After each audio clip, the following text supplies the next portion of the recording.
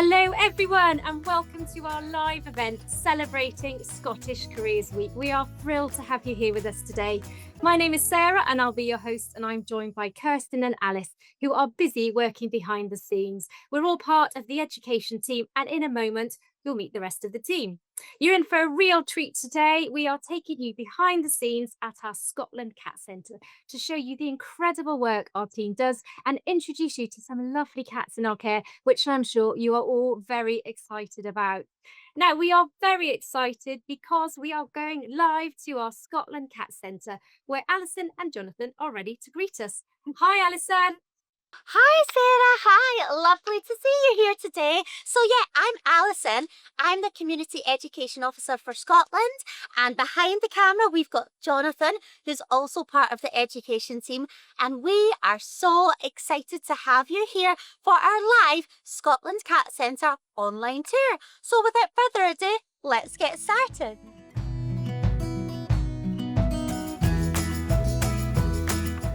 We are beginning our journey today at reception, where whether you're a visitor who's coming in to adopt a cat, perhaps you're a volunteer, or perhaps you're handing over a cat to us that really needs our help, we always have a warm welcome for you.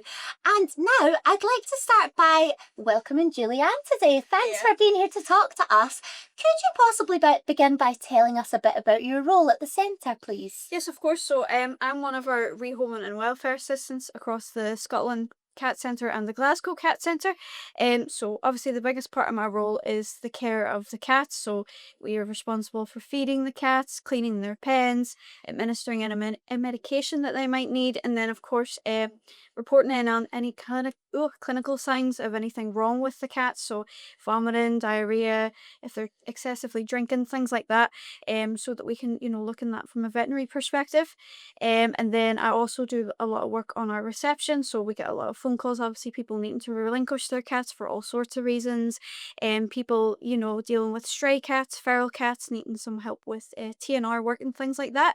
And then as well as that, on the reception side of things, is also the rehoming. So all of our cats that are available for adoption, and we deal with that all through our emails, and we find the best homes for them and find the most suitable matches for people, and get them started in their new lives. And then another responsibility that would be a big part of my role would be on a Wednesday we have our vet come in, and she sort of does all the checkups on all of our cats in care that have just came in. So I'll help with the handling of the cats so that she can administer vaccinations and any kind of flea and worm treatments. Amazing. Julian, I don't actually think that a lot of people joining us today would have actually realised how complex your role is and how many different responsibilities that you have. It's really great of you to share that with us. And could you perhaps tell us, what's your favourite thing about working here? What's your favourite part of the role? Yeah, of course. I think for me, my most favourite part is seeing that journey for the cats of them going off to their new homes. A lot of the owners that bring their cats and relinquish them to us, they are very upset and they don't want to have to make that choice, but they're making the best choice for their cat. And that is a really difficult thing to have to do. And watching them sort of come out and come in, and they're quite nervous, and watching them slowly come out their shell, and then make that journey into their new home and receiving those positive updates from the new owners, is definitely the most rewarding part of the job. Thank you. That's really heartwarming. And I can see that you really care about the work you do here. It's lovely to see how passionate you are. So thank you so much. Now I believe that we're going to go and watch a bit of an interview with one of the centre managers to find a bit more about their role. Over to you, Sarah. Thank you, Alison, and thank you, Julianne, as well. It was great to meet you and find out more about your important role at the centre. So yes, for this next part, we have a brilliant interview featuring Cat Centre Manager Kim. Kim plays a crucial role in ensuring the smooth running of the centre, and she has some great insights to share about her role and the work that goes on here. So without further ado, let's take a look at the video where Alison meets Kim. I'm at the centre with Kim, who is the centre manager, and I would like to know, Kim, if you wouldn't mind telling us a bit about your role and what a typical day or week looks like for you. Yeah. So I'm the centre manager for 2 sites for cats protection. We have one site that focuses mainly on cat relinquishments, where they come in, which is the centre we're at just now, to get their veterinary treatment before they're ready for adoption. And then we have another centre as well, which I manage as well, which focuses on the rehomings and the adoptions. A typical week varies, completely varies, because there's lots of things that we have to cover to manage the centre effectively. That can range from scheduling appointments for cats to come into care, treatments, surgeries with all of the cats.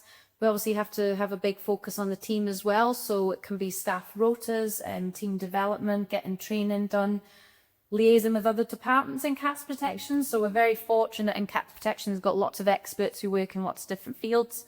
So to maximise the cat welfare, we work with lots of different people. And then some of the boring stuff like maintenance and all of that kind of stuff to keep the centre up and running. Wow, so a really busy, challenging, but interesting role. So how did you get into this line of work, Kim? So I've always loved animals. Really enjoyed working with animals when I was younger, especially with horses. I decided after school that I was going to go and study animal care in college. I did my HND in college, and then I actually got a job working with the Scottish SPCA. So I started working as an animal care assistant for the Scottish SPCA. Then after a couple of years, I was promoted to senior care assistant. Again, more years experience, became assistant manager. And then this wonderful opportunity came up in cats protection. So that's where I am today. Fantastic. What a journey. Fantastic. Thank you so much for sharing that. And just finally, we could chat all day, but just finally to finish up, could you tell everybody what the best part of your job is? What would you say? I would say the best part of my job is working with people to be able to fulfill the goal for the cats. So I don't directly work hands-on with the cats. So unfortunately, I try my best every day to maybe get a cuddle with the wee cat, but my main focus is the team and making sure they have all the development and everything they can have to utilise their skills, develop their skills. And ultimately, if the team are working at the best and have all the opportunities, they give the best care to the cats. So that's what I enjoy the most, because it means that we all have our individual roles that help the cats get the best journey possible and seeing them go to a lovely new home. Oh, thank you. Well, thank you so much for giving us that time. That's been so interesting. Thank you so much, Kim. Thank you to Kim for sharing some valuable insights into managing the Cat Centre. It's really inspiring to see the dedication and the care that goes into the welfare of the cats. Now it's time to head back live to Alison, who is in the homing wing. And Alison is joined by Ali, and Ali is the Senior Rehoming and Welfare Assistant. Hi, Alison. Hi, Ali. Hello. Thanks, Sarah. Yeah, so as you said, I'm joined by Ali, who's going to give us a wonderful insight into what goes on here in the homing corridor. And we might just get to see a few of the cats at this point, which I'm personally very excited about, and I'm sure you are as well. So Ali, please could you begin by telling us a bit about your role and what goes on here? Yeah, sure. So I'm the senior here at Glasgow. Most mornings I do take part in the feeding and the cleaning, but I'm also responsible for the team as well when I'm running the centre. So that's the health and safety stuff, any problems that arise. It's me that has to deal with that. But luckily I do still get the opportunity to actually spend time with the cats as well. So today we are in the Rehoming Wing C, and we've got Paco here, who is one of our residents. So she is 4 years old and she came in with her sister, but we've decided to rehome them separately, just because they seem to prefer actually having some time apart from each other. That's her away. Perfect. But yeah, our rehoming wing here is actually designed so that the cats can't hear us. So we're actually causing her no stress at all today by being in the corridor. It's nice and quiet in there for her.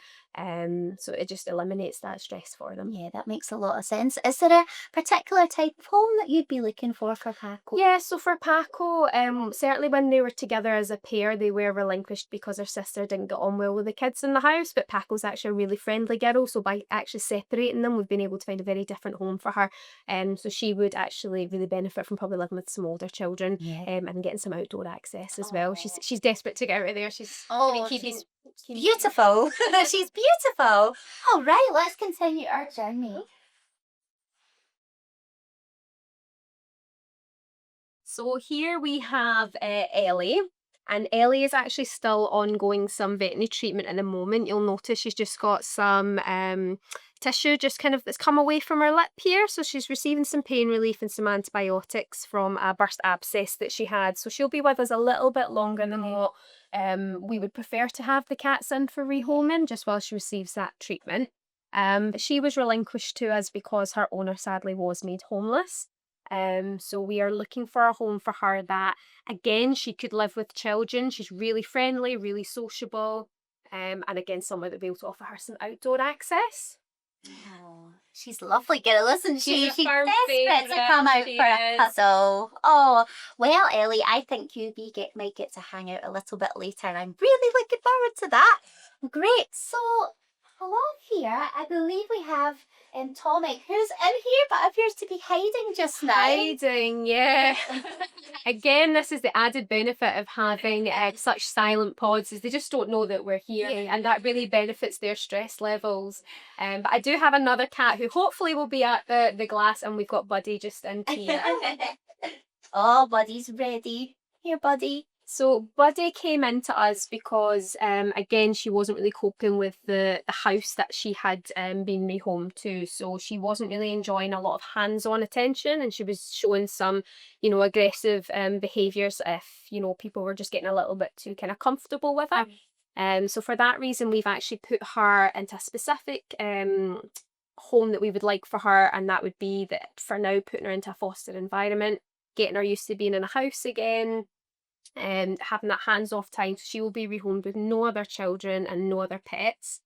So for now she is staff only, but she's very keen to come to the glass. So when she wants the attention, she'll absolutely ask for it, but she'll also want her space as well. Oh, she's a beautiful girl. Oh, best of luck, Buddy. And Annie, thank you so much for that wonderful insight. That's so great of you to spare time for us because it's so busy here at the centre. But thank you very much. And now we're going to hand back to Sarah. Thank you. Thank you. Thanks to Ali and Alison. And it was wonderful to meet Paco, Ellie, and Buddy. And also it was just great to see that the commitment and the care that goes into looking after all of the cats at the centre. So I hope our audience enjoyed meeting them. I'm sure they did. So next up we have a video, and that's going to show us a day in the life of one of the vets that the centre works with and how they prepare for cats and their adoption. Let's take a look. Hello, so I'm here with Anya, who is one of the vets here at Cats Protection, and so we're going to find a bit more about her role today. So Anya, could you start by telling us a bit about your role at Cats Protection, please? So what I mostly do in the cats protection would be take care of all the admitted cats. So our role is basically get them fitted to get adopted. So fix any medical problems they have, get them up to speed with their vaccinations, deworm them, and basically take care of them to the point where they are fit to go to homes and find new homes and get adopted. Sometimes it's a quick fix of just castrating, vaccinating, and they are ready to go. Sometimes some of the cats are a little bit older, and they need a little bit more help. They might need a little bigger surgery, but we are trying to help all of them as much as possible. Fantastic. Thanks, Anya. Could you tell us a bit about the qualifications or experience or both that would come in handy for this role, please? When it comes to the skills, I think the more important skill that most people do not think about, especially when their dream is to become a vet, would be all the soft skills, all the people skills. Because of course, at the end of the day, we are working with the owners, and sometimes we know what's medically the best for the pet, but we also have to convince the owner that doesn't have the knowledge we have. Yeah. And I find that the first few years for me was learning how to interact with people. And most of the vet students are introverted people. Yeah. So it takes some time to actually get into that and get some of that experience. Yeah, that's really interesting to have that insight and think about it. Because that's made me stop and think, because sometimes you have people and they think of themselves as animal people, and that's why you want to get into that. But actually, you do need this other set of skills. That's really insightful. Thanks, Anya. And I guess one more thing that I'd like to hear from you today is if you've got maybe a funny story or a favourite memory you could tell us about being a vet. So there are loads of stories because in this type of work you have to laugh or cry sometimes at this better too. But I have a cute story of one time having a little cat to come in for a castration check over, and it was the dad with his daughter coming over. We checked the cat, everything was okay. We booked the cat for the surgery, and at the end of the consult, the little girl looked at her dad and asked, "So, Daddy, we'll have to think about the new name for our cat." He was very confused and asked her, why do you really don't like the name?" And she said, no, because after castration, he's gonna be a crow. Oh, so she thought the operation was actually to change the gender of the cat. And we had to explain where that's not the case. The name can say it. Oh, I love that. Thank you so much. Excellent. Well, I believe that we're going to be having a look around the centre today. We're going to follow you on your journey as you get some health checks and other various things with some of our cats and kittens. So we're really looking forward to that today. Thanks, Anya. No problem. This is Mally. Oh, hi, Mally. Mally is one of our adult cats that just had little kittens just a few weeks ago. They just got separated from her, so she's getting a check over for different vaccinations. So I'm checking her abdomen, checking her mammary glands because she's still having some milk. So I'm checking if she's not painful, if it's not warm, if the milk that's still coming out is a healthy milk with no inflammation, no pus, no problems. Then I'm checking if she's nice and hydrated. And when I listen to her heart as well, there are no heart murmurs, because she's potentially coming for the space soon as well, since the kittens are separated now. I'm checking her some submandibular lymph nodes to make sure everything is okay, checking if the eyes are clear, if the ears are clear, and then having a quick look inside her mouth as well, just to make sure the teeth are okay, there's no tartar, no broken teeth. There's a little bit of tartar on this wall, but that's not something that I would worry about, especially since she's quite a young cat. There's no gingivitis around it, no resorption lesions either. Once I am quite happy with her, we can quickly vaccinate her. And because she already had been warning earlier, she's free to go. Oh, well done, Mally. Good kiddo.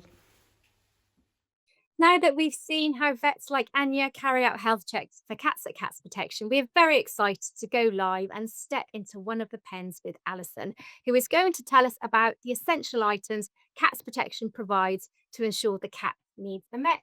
Hi, Alison. Hi! So this is certainly the highlight of the day for me so far, because I am getting to be in the pen with beautiful Ellie, who we met earlier.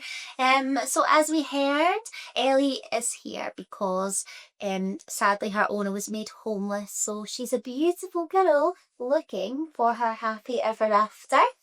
But it's a good time for us to have a look around and see the sorts of things that we provide in here to keep our cats like Ellie happy and comfortable. So you can see we have our hide and sleeps there, just, you know, like it says, a little section they can go in and hide away there if they want to, so that they can feel comfortable. And then we've got a nice cozy blanket up on there for a cat nap. And in fact, there are cozy blankets all around and on different levels all around the pen, so that Ellie here has lots of different choices to where she'd like to sleep or snuggle up. Ellie loves a good scratch. I've seen her doing it several times since I've been in here. So she's sitting on one of her scratch mats right now. Doesn't look the comfiest, but you'd enjoy that. And we've got another scratch mat here and a scratching post as well. That'll help to keep our nails in good condition. Oh, look, here she goes. This is a favourite part about her pen today. We've actually got a box of autumn leaves, real autumn leaves in here that are providing valuable enrichment for Ellie, and she loves the smell of them, the crunchy sound of them. It's really, really exciting for her. And yeah, you're having a great time in there.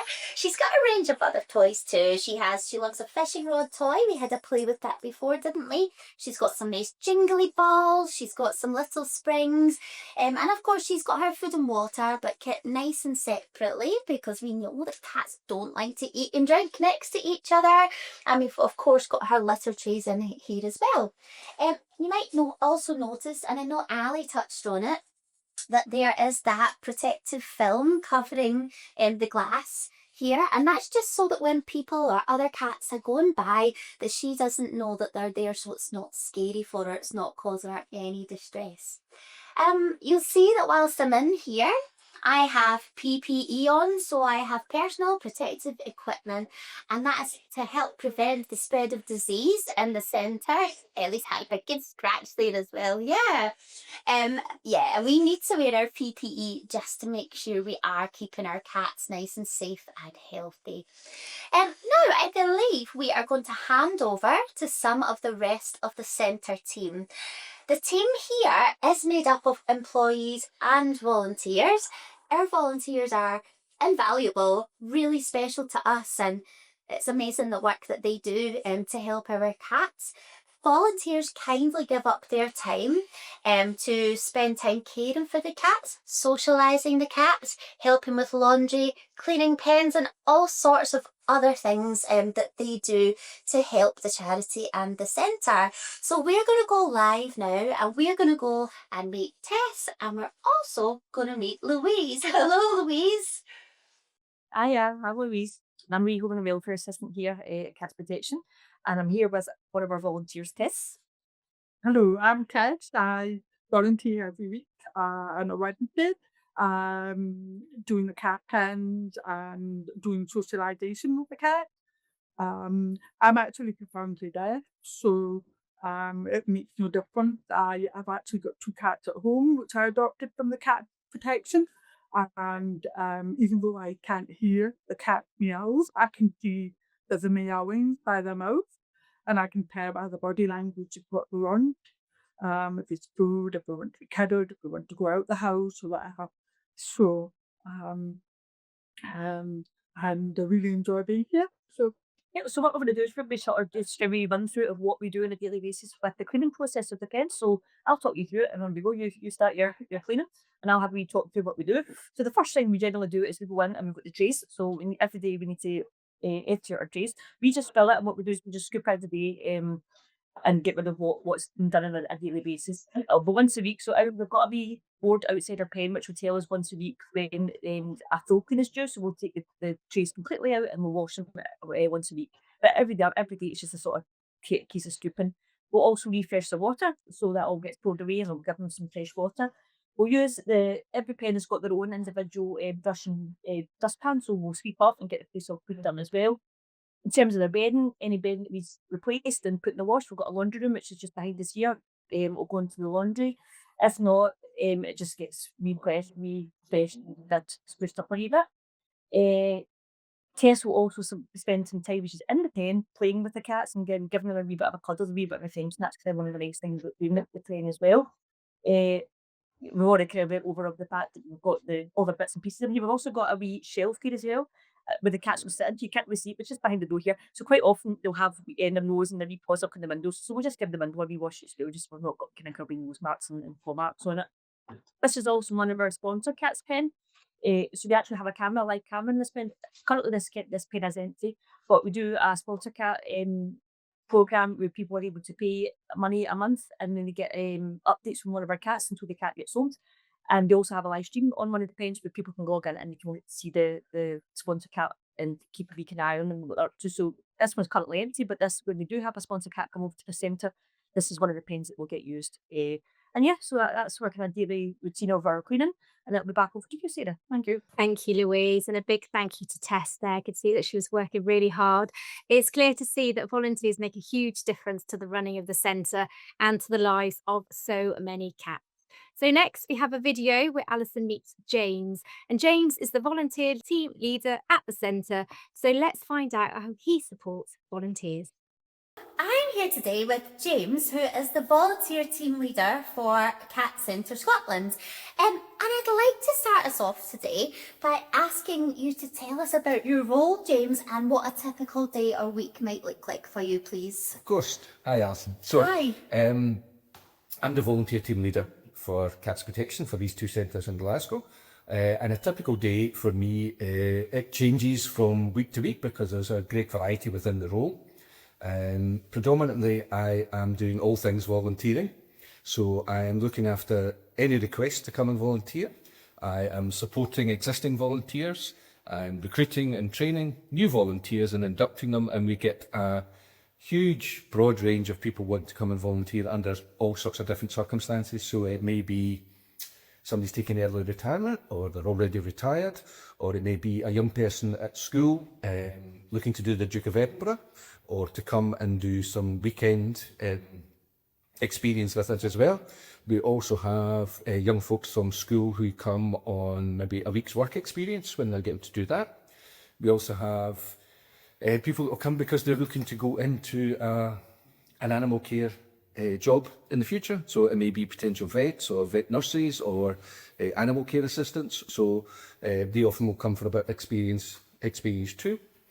A big part of our service is we offer a fostering service for cats. So part of what I do is go out and meet new potential fosterers, have a look at their home environment, and again take them through the process of getting trained and up and running to help look after a cat that's maybe struggling in the centre environment, and they'll be happier in a home to be looked after. Wow, so that's a huge array of different responsibilities that you've got all the time. And I know our audience watching today, this perhaps won't be a role that they've known an awful lot about. So I think it'd be really interesting if you could share with our audience today about how you actually managed to get into this line of work.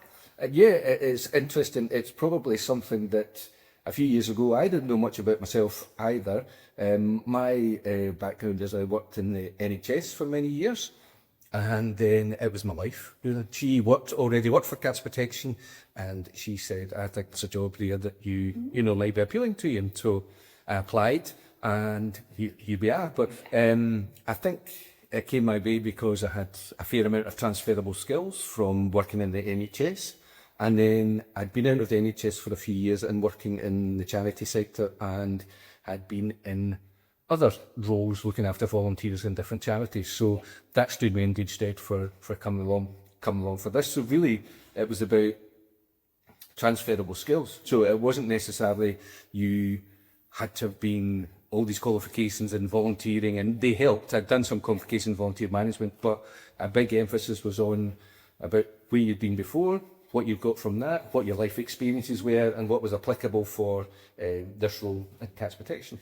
Amazing. Thank you so much for all of that information. And just to finish up today, could you share with everybody the best part of your job? What do you love about it? I love the huge cross-section of people that I come into contact with, all different circumstances, all different situations. And I just love the life experience that they bring to their volunteering role, and the benefit that that has for Cats Protection and the cats that find themselves in our care. A lot of people come with me because they're not the most comfortable with people. They're probably more comfortable with animals. Yeah. And I just love it when you see that side of things improving for them. So they come in, they're part of a team, they get really involved with the cats, but the other side of that is that social interaction with other people, and it helps develop and build their skills, and it's lovely to see that. Yeah. Oh, wonderful. Well, that's been really fantastic for us to learn all about you and your role, James. Thank you so much for your time, and it's been fantastic meeting you today. Thank you. Absolute pleasure. Thank you, James, for sharing such great insights into your role at Cats Protection. Now, let's head back live to Alison, who is with Julianne, and they're going to talk to us about another important part of the role, making sure the cats have the right diet and how they use enrichment puzzles. Hello, Sarah. Good to be with you again. So, we're in the food preparation area. We're going to explore this area today and find out all about how we feed the cats. And how you're able to meet the cat's dietary requirements while they're here. So could you tell us a little about that, please? Yes, of course. I mean, a suitable diet for any animal is really important. So first thing first, when we come in the morning, we have this board, and this has up all the cats that we have in care just at the moment. And if they have any sort of specific dietary needs, or if they're needing slow feeders or enrichment feeders in care. And then what we have to do is make sure that we have all the right food on our trolley here. So over here we store all of our food. So we have like the section split up. So you have your standard adult food, wet and dry, and then we have our senior foods. So the senior food contains less calories because they're having a less active lifestyle at that point, and we typically feed that from ages 10 plus. And then you have your kitten food, and on the other side it's more dense in calories, so the kittens are needing to pack that weight on, lots of growth happening there, so we need to give them the specific diet that's right. Our cats in care typically get one wet pouch in the morning, one in the evening, and then 30 grams of dry food to graze on throughout the day. Bit different from what they might eat in the home because they're a bit less active in a pen environment, or if they're going outside and things like that, obviously they would be needing to eat a bit more. So in the mornings we come in, we take our food trolley just here, make sure that we have our bowls all ready to go. They get a fresh sort of bowl every morning, and they get one for their wet, one for their dry food, and then we just have it topped up with everything. And then the other thing that we have to use sometimes is like enrichment feeders. So these are just a couple of them, but we have all sorts of puzzle feeders and slow feeders, licky mats, things like that. A lot of cats you find in care, you know, they're getting quite bored, frustrated, they're not getting, you know, to expend a lot of their energy. So we use things like this to sort of keep their brain ticking over and keep them entertained. Yeah, that makes a lot of sense. Thank you. I was just wondering, do any of the cats have any medical needs that they might have to have either a veterinary diet or have medicine put into any of their foods to help Yes, them? of course. So we do get cats on sort of veterinary diets, you know, often enough. So down here we have all of our specialist veterinary diets. So you know, if you have an obese cat, quite malnourished, we have like obesity diets specifically designed to help them lose that weight a bit more gradually. If an obese animal starts to lose weight rapidly, it's actually quite dangerous for them. So that needs to be sort of veterinary controlled. We have like renal diets for your like kidney disease, quite a common issue with cats, so that's something that we see quite often. And then you have like your gastrointestinal diet, so that's an easy way for us to manage any kind of cats with any kind of stomach upset in care. And so our vet will always approve for any the cats to go on these diets. In terms of medication, sometimes if a cat is quite food motivated, we would put their medication in some kind of treat or in their wet food, and that makes it easier to administer the medication for them, less stressful for the cat.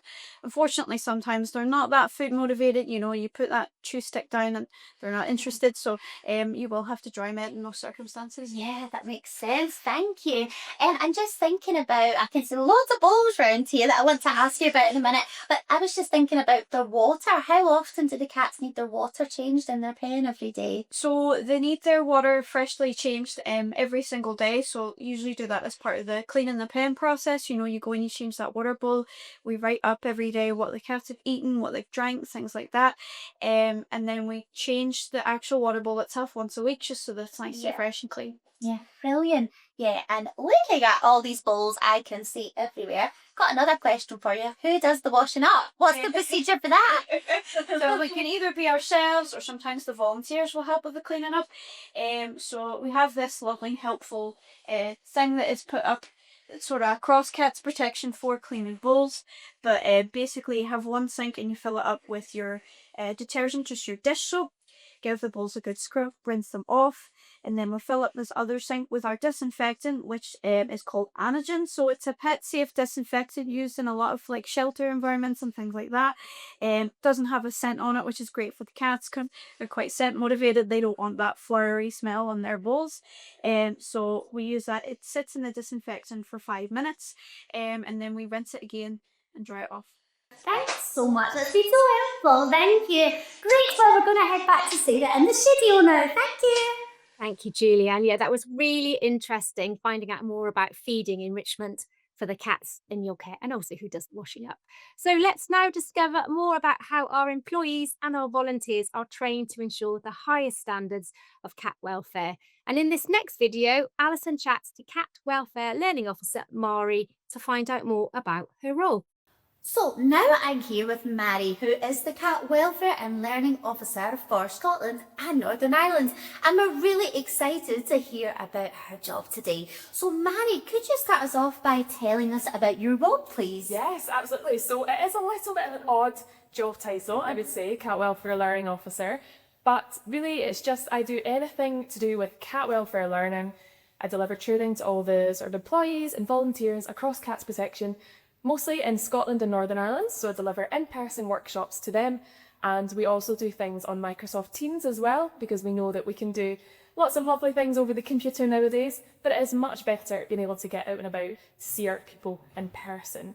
So that's probably my favourite way of doing it. Fantastic. And do you have a typical day or week, or is everything just a bit different all the time for you? Everything is different every single week.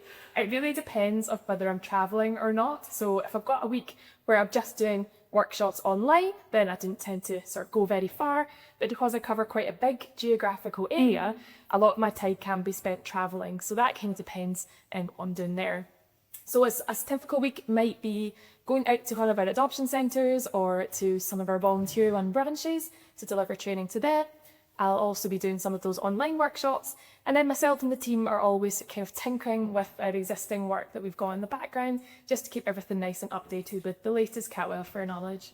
Wow, that just sounds so varied and such an exciting and challenging role. So for our audience watching today, could you share with us, how did you get into this line of work, and how could other people get into that line of work too if they weren't interested? There really isn't a straight line into this role. So for myself, my experience was I knew that I was really passionate about animals, wanted to work with animals, but I didn't want to be a vet. So I went to university and I studied zoology, and then I got a master's in animal welfare, ethics and law. And then after that, I started volunteering at the Scottish SPCA to get a little bit more hands-on experience. And then after being a volunteer there, got a job as a veterinary care assistant. And it was while I was there looking after the animals on a day-to-day basis, I realised my passion for that more learning and development side. So started delivering training to my colleagues there. Yeah. So when this job came up at Cats Protection that combined cats and learning, it really was too good to be true. So that was my route here. But my colleagues and my team have so many different backgrounds, so there's definitely not a sort of straight line to get to this role. And that's really interesting that there isn't a one-size-fits-all approach, is there? It's, you know, just the right role for the right person. Fantastic, okay. And just to finish up with today, could you share with us your favourite thing about your job? What's the best part of your role, Larry?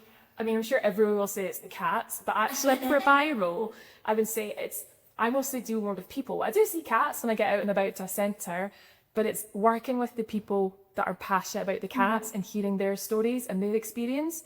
Because yes, I can tell people those are best way to do things, but their experience is so important. So definitely speaking to our passionate people. Oh, fantastic.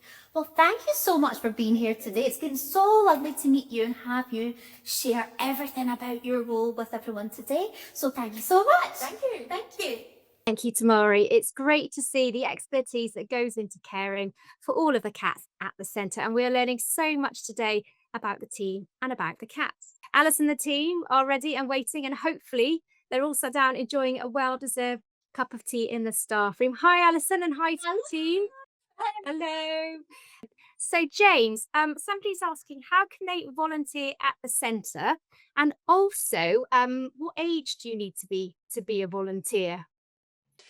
We take volunteers from the age of 14 in their own right, or if they are under 14, we welcome under family volunteering, so they can come along with a parent or another responsible adult, and all our opportunities are advertised on our website.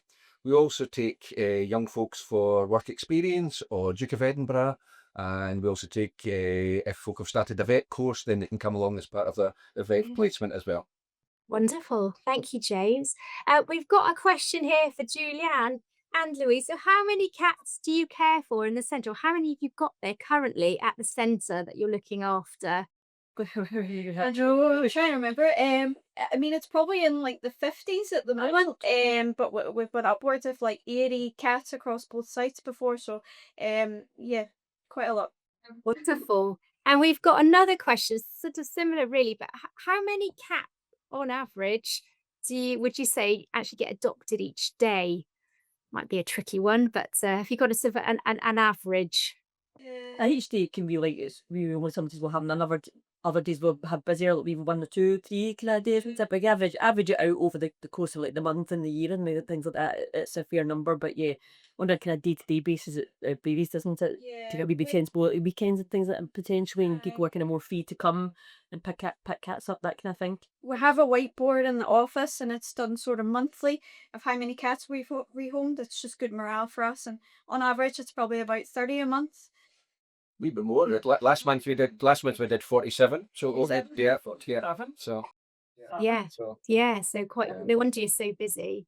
Thank you. I've got a question now for Tess and Phil, and that is, what do you enjoy most about volunteering with Cats Protection?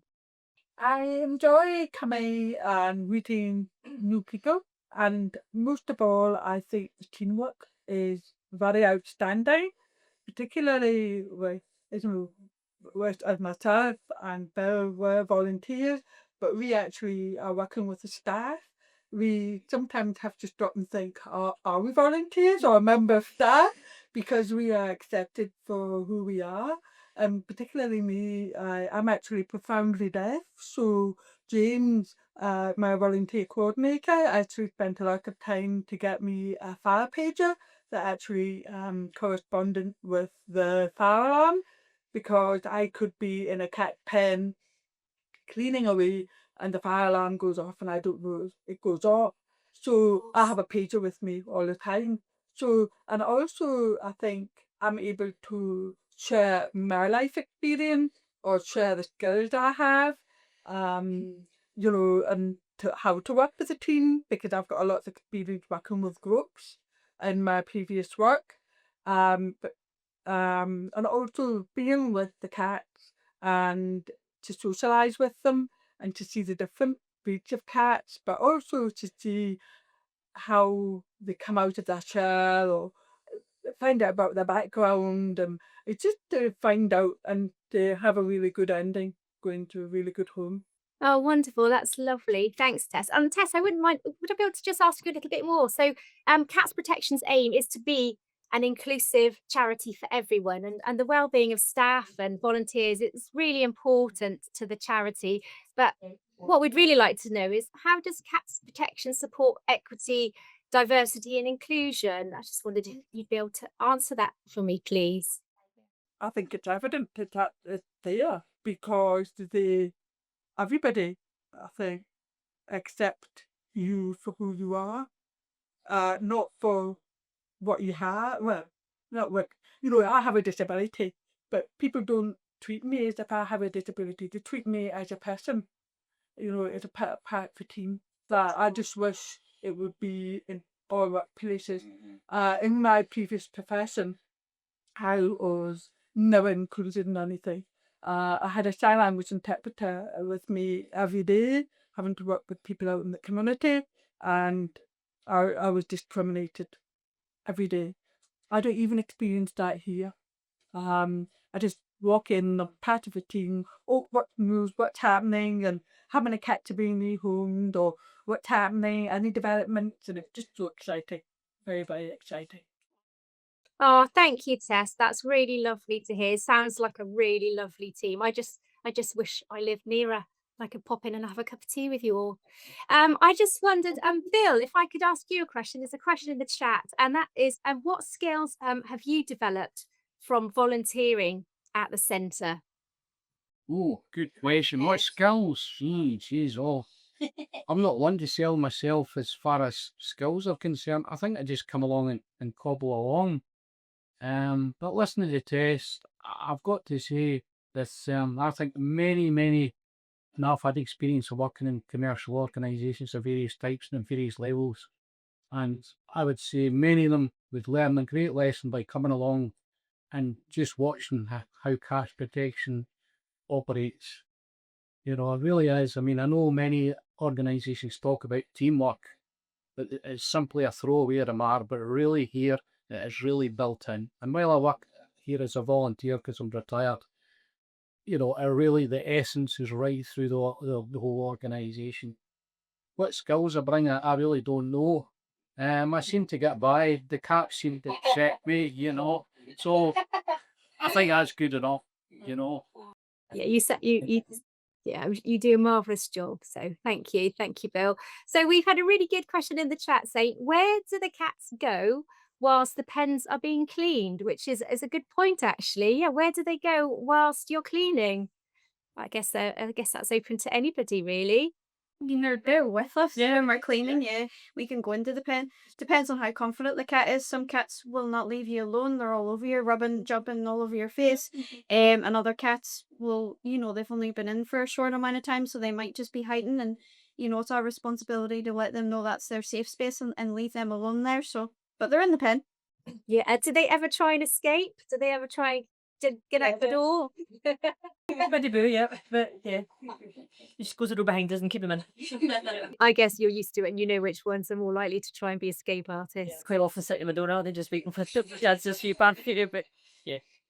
Oh, thank you. And then we've got another really good question in the chat. Thanks, everybody. So far, these questions are brilliant. So, this question asks, what is the maximum amount of time that you allow for a cat to be in the centre before they're adopted? And do you have any measures that you put in place? So, perhaps if a cat is finding it particularly stressful. We would take each cat individually. Some cats will adjust a wee bit easier to being in this environment. Others have clearly shown signs that it is quite stressful for them. And if we identify that a cat is particularly struggling with the environment and we're not getting a home for them, then we have fosterers, we're volunteer fosterers, and we will get the cats out into a home situation and they'll be much more settled and happier in that environment. Oh, brilliant. Great. Thank you very much for answering that one. And then we've got a fun question for some students. I'm hoping you can answer this one for us. So, how far can an adult cat jump? They're guessing 6 foot. At least. At least, yeah. Probably a bit more than that, some of them as well. Another great question in the chat. What's the process of adopting a cat and how long does it take? Oh, we try and aim to have a quick turnover. So most of it's done online now, and we do have a website you can go into and you can see the cats that we'll have available there. You can apply online. That'll come through to us. We will then look at the application, and if one that comes across is suitable, we can make a phone call and discuss the adoption from that point. There is other options though. People can come into the centre and fill out what we call a home finder questionnaire, and maybe take all the details, the same details as what you'd apply online. And you can use that to try and match up with a cat. So there is a kind of other ways you can do it other than online. But yeah, we usually aim from the point of reserve. We always aim to try and get the cat out as soon as we can. So within a week, would be the kind of the maximum scale. Well, obviously sooner the better, but within the week, within the 7 days is when we always aim to try and get the cat into a home from the point of reserve. Great, wonderful, thank you. Another question, another great one. So, what's the most common reason for people surrendering a cat? And also, it asks, and do you think this can be solved? Yeah, if you could answer the first, what's the most common reason for cats coming into your care in the first place? Probably a big one high up on the list is cats not getting on with other cats in the household. That's a big reason for a cat's coming our way. I think we've found that, and more recently through the pandemic and the present sort of state of affairs, financial things are a big impact now, and people just not being able to afford to look after them. So, and again, changing accommodation is another thing. With landlords, a lot of landlords will not accept pets, and people then have to change their accommodation, and their new provider won't allow them to have pets. I know that Cats Protection is working within the government to try to influence that and make a difference to it, but presently we still see a fair amount for that too. Yeah, it must be very hard for owners having to give up the cats, but it's great that they come to you and that they know their cats are going to be rehomed. We've got another question about your isolation unit. Well, do you have an isolation unit, and how does that work? Yeah, we do have an isolation unit. It's at the Scotland Cat Centre. It has about, is it 5 pens, Louise? Yeah, about 5 pens. It's in sort of like a separate building from the other wings. If you're working in the isolation unit that day, that's all you're allowed to work in. You shouldn't interact with any other cats. Typically we'll only have like one disease in there at a time. So that could be your ringworm, your cat flu, giardia was one that we've had recently. So it changes, and the cleaning procedures for each disease will be different. Okay, great. Thank you, Julianne. Another question for you. So, how do you assess potential owners to see whether they're suitable to adopt a cat from you? No, so would you had the application come, I said that was online. That'll ask some basic questions, just a wee bit about the household and kind of the details of what we need to know in general. We'll then send we've got what call it a second set of questions. So we'll send that out and I'll ask them more kind of details. So we'll ask them more like what the nature of cat they're looking for, a wee bit about their household, whether they have a sanctuary room if the cat's needing a room like that, whether they have somewhere they can keep the cat contained and quiet and a wee bit of time to settle. So we'll just ask a wee bit more information.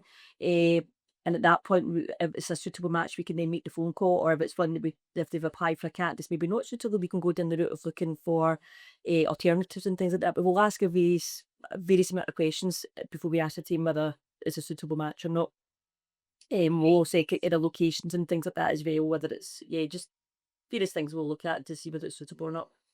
And can you adopt a cat if you've never owned a cat before? I'm assuming you give lots of valuable advice and support to people that have not had cats previously. Yes, obviously we'll kind of look at the personality of the cat as well. Some cats can be a wee bit more tricky, for a first time kind of cat owner, but we'll always aim to find a suitable match for someone who's got a first time cat owner. And yeah, we'll provide plenty of. We're always here, obviously, for advice.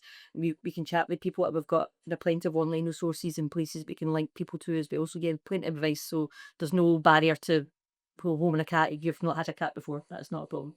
Wonderful.